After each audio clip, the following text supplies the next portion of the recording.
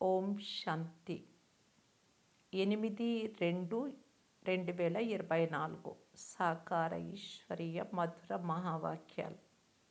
మధురమైన పిల్లలారా, బ్రాహ్మణులైన మేము సర్వోత్తమమైన వారము, పురుషోత్తములుగా తయారవుతున్నాము అని సదా గుర్తుంచుకుంటే హర్షితంగా ఉంటారు. మీతో మీరు మాట్లాడడం నేర్చుకుంటే అపారమైన సంతోషం ఉంటుంది. ప్రశ్న: తండ్రి శరణులోకి అంటే ఆశ్రయంలోకి ఎవరు రాగలరు? తండ్రి ఎవరికి ఆశ్రయం ఇస్తారు? జవాబు: పూర్తి నిర్మోహులుగా ఉన్నవారే తండ్రి శరణులోకి రాగలరు. వారి బుద్ధి యోగము అన్ని వైపుల నుండి తెగిపోయి ఉండాలి. బంధుమిత్రులు మొదలైన వారి వైపు బుద్ధి ఆకర్షింపబడరాదు. నాకు ఒక్క బాబా తప్ప వేరెవ్వరూ లేరు అని బుద్ధిలో ఉండాలి. ఇటువంటి పిల్లలే సర్వీస్ చేయగలరు. ఇటువంటి పిల్లలకే తండ్రి శరణునిస్తారు. ఓం శాంతి. వీరాత్మిక తండ్రి, టీచరు, గురువు. ప్రపంచంలోని వారికి ఈ విషయాలు తెలియవని పిల్లలు బాగా అర్థం చేసుకున్నారు. సన్యాసులు శివోహం అని అంటారు, కానీ మేము తండ్రి, టీచరు, గురువు అని చెప్పుకోరు. వారు కేవలం శివోహం అని, తత్వం అని అంటారు. పరమాత్మ సర్వవ్యాపి అయితే ప్రతి ఒక్కరూ తండ్రి, టీచరు, గురువుగా అయిపోవాలి. కానీ అలా ఎవరూ భావించడం కూడా లేదు. మనుషులు స్వయాన్ని భగవంతుడు, పరమాత్మ అని పిలిపించుకోవడం పూర్తిగా తప్పు. తండ్రి తెలిపే విషయాలు పిల్లల బుద్ధిలో ధారణ అవుతాయి కదా. అక్కడ ఆ చదువులో చాలా సబ్జెక్టులు ఉంటాయి. అన్ని సబ్జెక్టులు బుద్ధిలో ఉండవు. ఇక్కడ తండ్రి చదివించే విషయాలు ఒక్క సెకండ్లో పిల్లల బుద్ధిలోకి వచ్చేస్తాయి. మీరు రచయిత, రచనల ఆది మధ్య అంత్యముల జ్ఞానమును వినిపిస్తారు. మీరే త్రికాల దర్శులుగా లేక స్వదర్శన చక్రధారులుగా అవుతారు. ఆ భౌతిక చదువులోని సబ్జెక్టులు పూర్తి వేరుగా ఉంటాయి. సర్వుల సద్గతి దాత ఒక్క తండ్రి అని మీరు నిరూపించి అర్థం చేయిస్తారు. ఆత్మలందరూ పరమాత్ముడినే స్మృతి చేస్తారు. ఓ గాడ్ ఫాదర్ అని అంటారు. కనుక తండ్రి నుండి తప్పకుండా వారసత్వం లభించి ఉంటుంది. ఆ వారసత్వాన్ని పోగొట్టుకున్నందున దుఃఖంలోకి వచ్చేస్తారు. ఇది సుఖ దుఃఖాల ఆట. ఈ సమయంలో అందరూ పతితులుగా, దుఃఖితులుగా ఉన్నారు. పవిత్రమవుతే తప్పకుండా సుఖం లభిస్తుంది. తండ్రి సుఖ ప్రపంచాన్ని స్థాపన చేస్తారు. జ్ఞాన సాగరులు ఒక్క తండ్రియే అని, ఆ తండ్రి మాకు అర్థం చేయిస్తున్నారు అని పిల్లలు బుద్ధిలో ఉంచుకోవాలి. సృష్టి ఆది మధ్య అంత్య జ్ఞానములను ఒక్క తండ్రి మాత్రమే ఇవ్వగలరు. ఇతర ధర్మములన్నీ ఏవైతే స్థాపన అయ్యాయో అవన్నీ తమ తమ సమయాలలో వస్తాయి. ఈ విషయాలు ఇతరులెవ్వరి బుద్ధిలోనూ లేవు. తండ్రి ఈ చదువును పిల్లలైన మీకు చాలా సులభం చేశారు. కేవలం కొంచెం విస్తారంగా అర్థం చేయిస్తారు. తండ్రినైనా నన్ను స్మృతి చేస్తే మీరు తమో ప్రధానం నుండి సతో ప్రధానంగా అవుతారు. యోగానికి చాలా మహిమ ఉంది.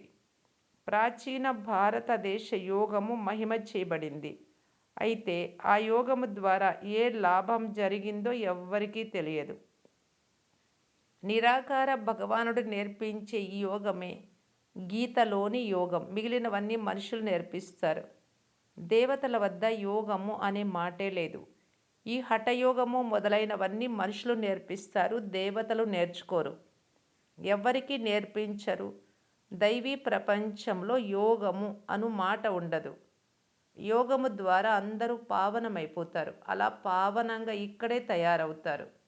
తండ్రి నూతన ప్రపంచాన్ని తయారు చేసేందుకు సంగమ యుగంలో వస్తారు.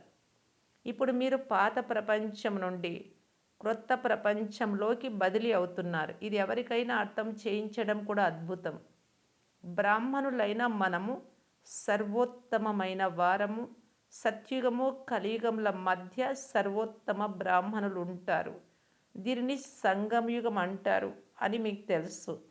ఈ యుగంలో మీరు పురుషోత్తములుగా అవుతున్నారు. మనము పురుషోత్తములుగా అవుతున్నాము అని పిల్లల బుద్ధిలో ఉంటే సదా హర్షితంగా ఉంటారు. ఎంత సేవ చేస్తారో అంత హర్షితంగా ఉంటారు. హర్షితంగా ఉండాలి అంటే సేవ చేయాలి, సంపాదించుకోవాలి. ఇతరులచే సంపాదన చేయించాలి. ప్రదర్శనలో ఎంత సేవ చేస్తారో అంత వినేవారికి కూడా సుఖం లభిస్తుంది. మీ కళ్యాణము జరుగుతుంది, ఇతరుల కళ్యాణం కూడా జరుగుతుంది. చిన్న సేవా కేంద్రాలలో కూడా 5 లేక 6 ముఖ్యమైన చిత్రాలుండాలి. చిత్రాల ద్వారా అర్థం చేయించడం సులభం. రోజంతా సర్వీస్ చేయండి. బంధుమిత్రుల వైపు ఎలాంటి ఆకర్షణ ఉండరాదు. ఈ కళ్ళతో చూసేదంతా వినాశనం అవుతుంది. పోతే దివ్య దృష్టి ద్వారా ఏదైతే చూస్తున్నారో అది స్థాపన అవుతూ ఉంది. ఈ విధంగా మీతో మీరు మాట్లాడుకుంటే మీరు పక్కా అయిపోతారు. అనంతమైన తండ్రిని కలుస్తున్నాము అనే సంతోషం ఉండాలి. ఎవరైనా రాజుల వద్ద జన్మ తీసుకుంటే వారికి ఎంత నశ ఉంటుంది. పిల్లలైన మీరు స్వర్గానికి అధిపతులుగా అవుతున్నారు. ప్రతి ఒక్కరూ తమ కొరకు కృషి చేస్తూ ఉన్నారు. కామచితిపై కూర్చొని మీరు నల్లగా అపవిత్రంగా అయిపోయారు అని తండ్రి చెప్తున్నారు. ఇప్పుడు జ్ఞానచితిపై కూర్చుంటే తెల్లగా పవిత్రంగా అవుతారు. బుద్ధిలో ఇదే చింతన జరుగుతూ ఉండాలి. భలే ఆఫీస్లో పని చేస్తున్నా స్మృతి చేస్తూ ఉండండి. తీరిక లేదు అని అనరాదు. ఎంత తీరిక దొరికితే అంత ఆత్మిక సంపాదన చేయండి. ఇది చాలా గొప్ప సంపాదన. ఆరోగ్యము, ఐశ్వర్యం రెండు ఒకేసారి లభిస్తాయి. అర్జునుడు ఆటవికుడు అంటే ఏకలవ్యుడు గురించి ఒక కథ ఉంది.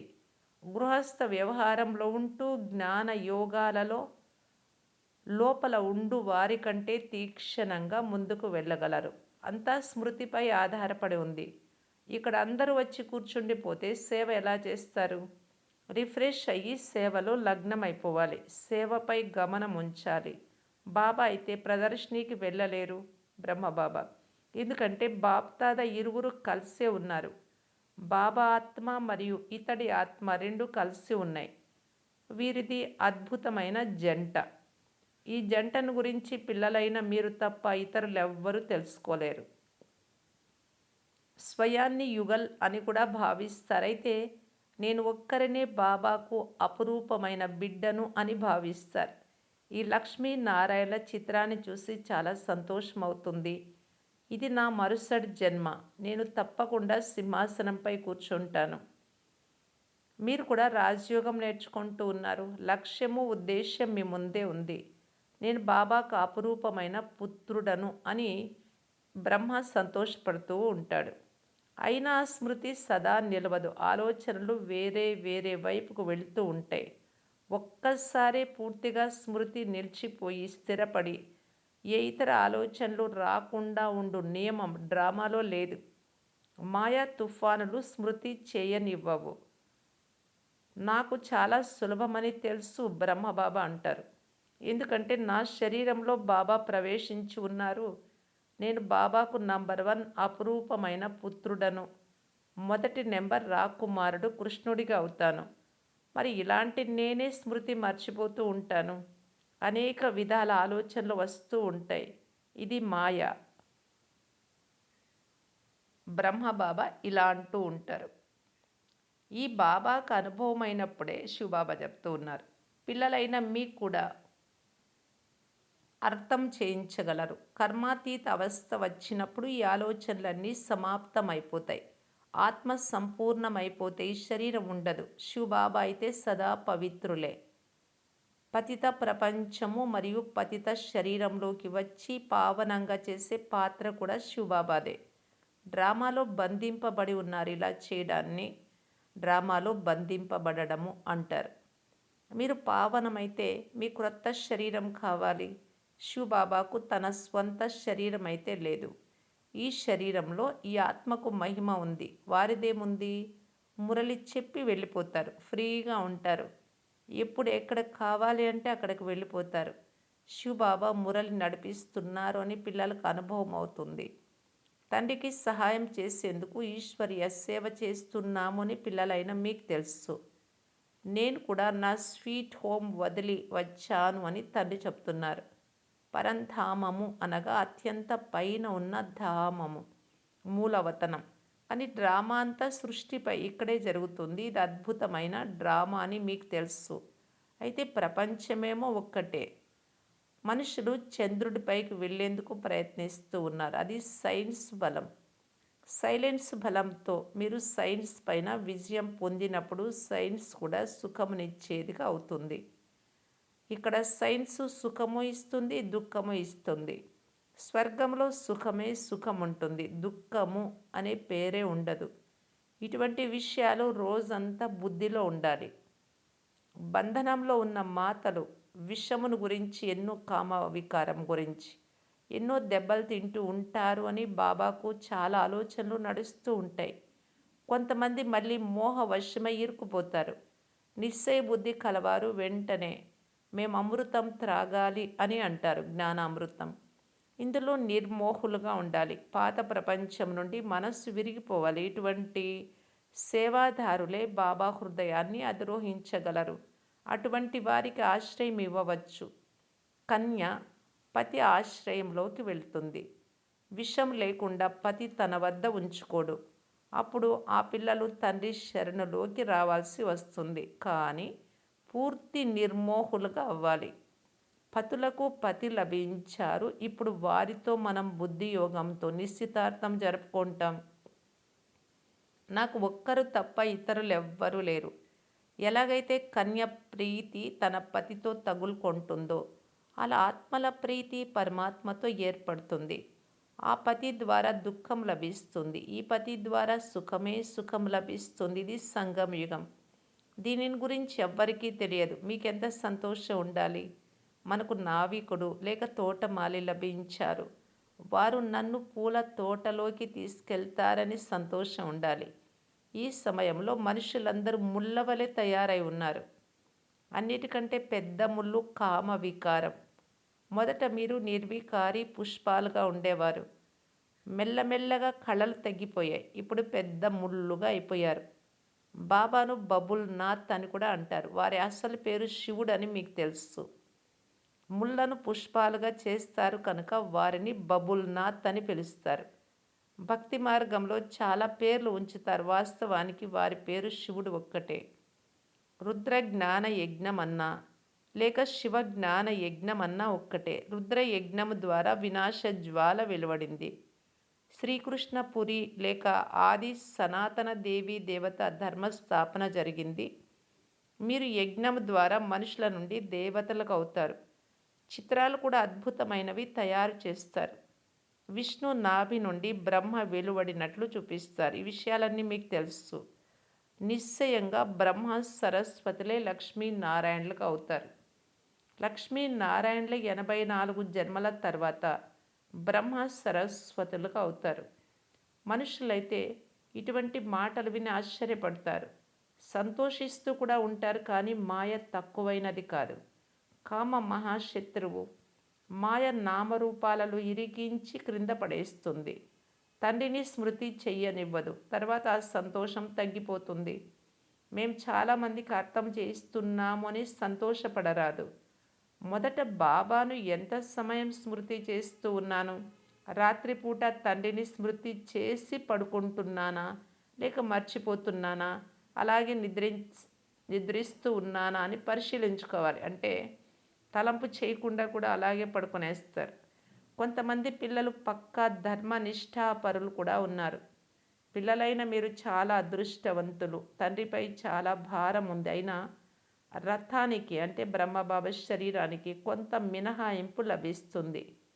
జ్ఞాన యోగాలు కూడా చేస్తున్నారు. అవి లేకుండా లక్ష్మీనారాయణ పదవి ఎలా పొందగలరు? నేను తండ్రికి ఏకైక పుత్రుడను అని సంతోషము ఉంటుంది. నాకు అనేక మంది పిల్లలు ఉన్నారు అనే నష కూడా ఉంటుంది. మాయ విఘ్నాలు కూడా కలిగిస్తుంది. పిల్లలకు కూడా మాయ విఘ్నాలు వస్తూ ఉంటాయి. పోను పోను కర్మాతీత అవస్థ వస్తుంది.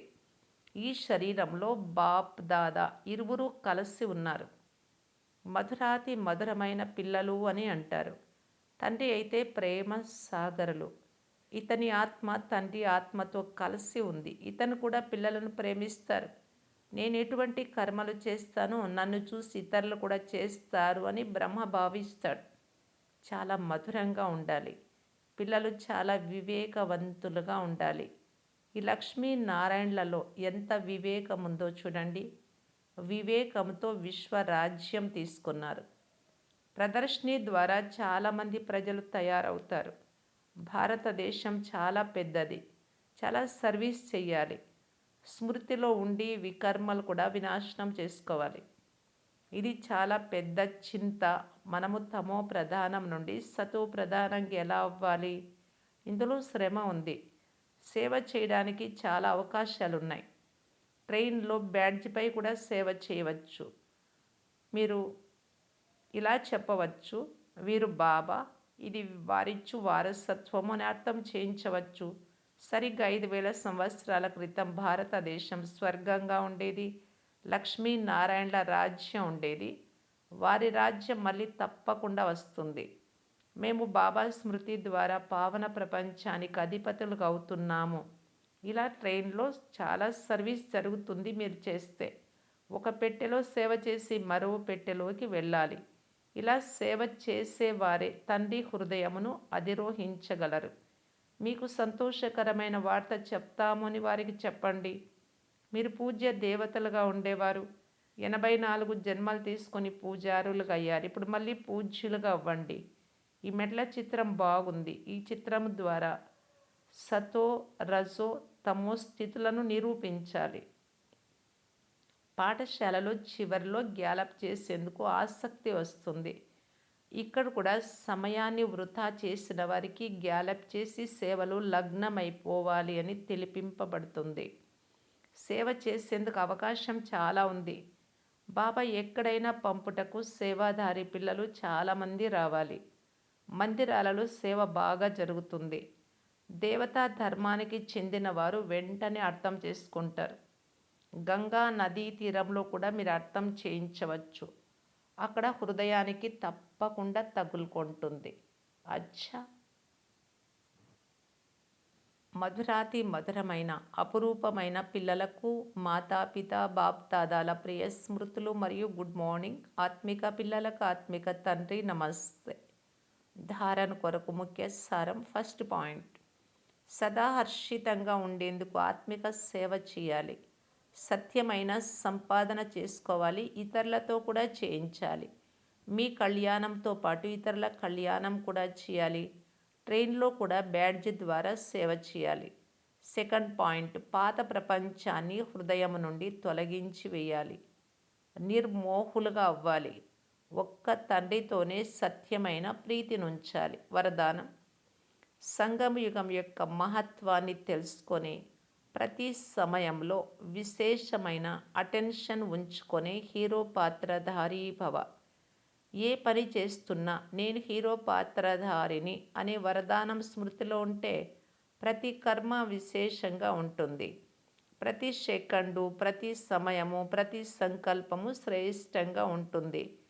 కేవలం 5 నిమిషాలే సాధారణంగా గడిచింది అని చెప్పలేరు.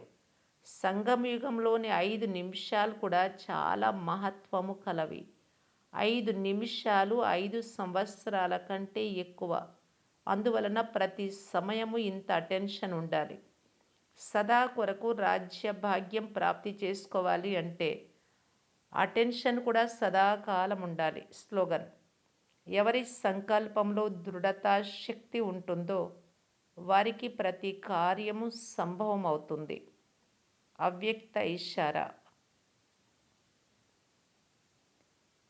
మధురత గుణాన్ని ధారణ చేసి మధుసూదనుడైన తండ్రి పేరును ప్రఖ్యాతి చేయటానికి మీ మధురత